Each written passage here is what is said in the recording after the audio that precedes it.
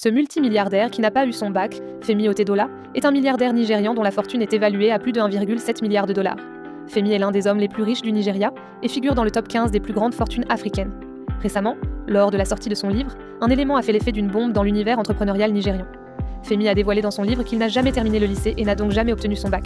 Comment cet homme, qui n'a même pas terminé le lycée, a-t-il fait pour devenir milliardaire en dollars ? Femi raconte qu'il n'était pas très bon à l'école, qu'il n'avait pas de bonnes notes et qu'il savait très tôt qu'il ne réussirait pas en faisant des études.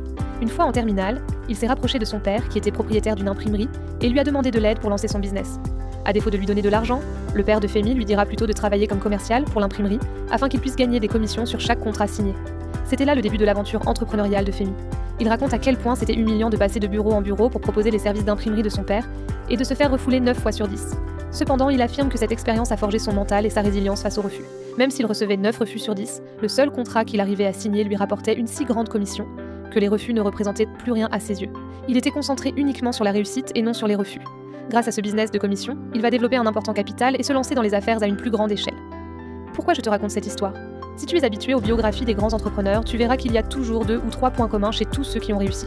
Le premier point, c'est qu'ils connaissent leurs faiblesses. La force de tous les grands entrepreneurs de ce monde, c'est qu'ils savent exactement dans quoi ils ne sont pas compétents. Je vois beaucoup de jeunes entrepreneurs négliger cet aspect. Mais sachez qu'en affaires, ce que vous ne savez pas détruira tout ce que vous avez construit par votre savoir.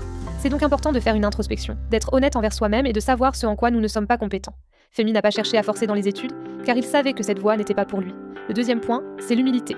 Tous les grands entrepreneurs font preuve d'une grande humilité à leur début. Ils ne prétendent pas tout connaître après avoir lu des livres de développement personnel.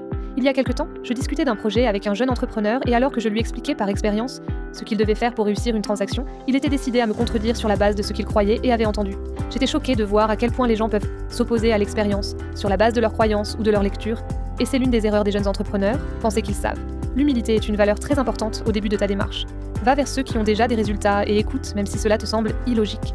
Le monde des affaires n'est pas fait de logique pure, sinon tout le monde serait milliardaire. Il y a des secrets qui ne se dévoilent qu'à travers l'expérience. Troisième point, se concentrer uniquement sur son objectif et non sur les challenges. La seule chose certaine dans les affaires, c'est que tu vas te casser la figure, faire des erreurs et échouer. Si tu n'es pas un amoureux de l'échec et des refus, ne te lance surtout pas en affaires, car le quotidien d'un entrepreneur, c'est de régler des problèmes sans s'épuiser, car le plus important, c'est la destination finale. NB, les pauvres ne lisent pas, et toi alors je t'invite à faire ce que 99,9% des gens ne feront jamais. Investis en toi. Cherche à acquérir la connaissance, car c'est le seul investissement qui te rapportera pour la vie